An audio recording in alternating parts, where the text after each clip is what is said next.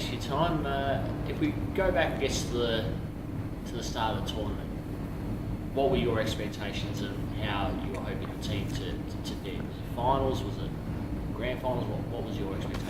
I didn't have an outcome in terms of an expectation of the group in terms of results. I had an expectation of how they'd go about their work leading into games and the integrity that they would do it with during the games. So that were my only expectations for the group. I didn't really have an outcome-based idea of where it would be.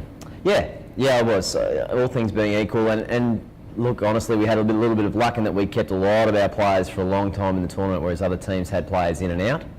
So that's a huge advantage for us. So I knew that if we could keep that group together for a long period, that perhaps we would be competitive.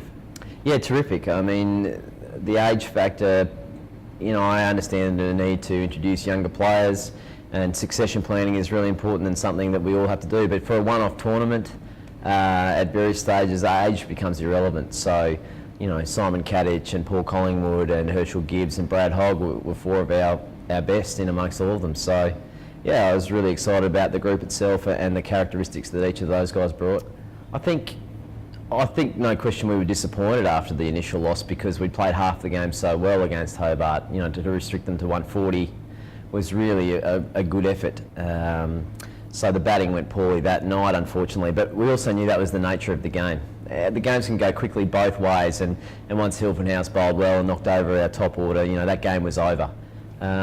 So we knew the style of game, and it can slip away from you very quickly or go in your favour very quickly. So we were confident that we would have our times during the tournament when games would go our way. So, but we weren't sure when or how.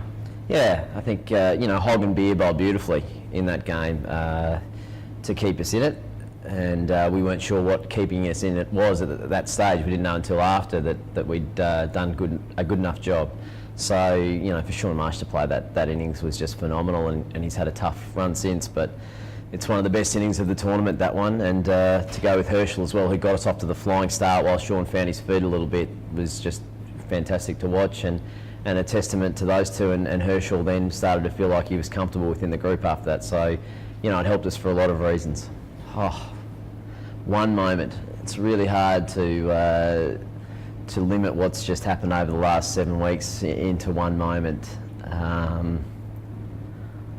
I think the moment that sticks in my head, I mean, there's so many of them, I haven't answered this question well, but when Michael Beer bowls Glenn Maxwell for the Renegades, and there's a little bit of an exchange between them, and you see a lot of our guys coming together, and there's a lot of enforcement in our group at that stage, and a lot of togetherness with that group, even though we're being hammered around the park and Maxwell's just played a very, very good innings.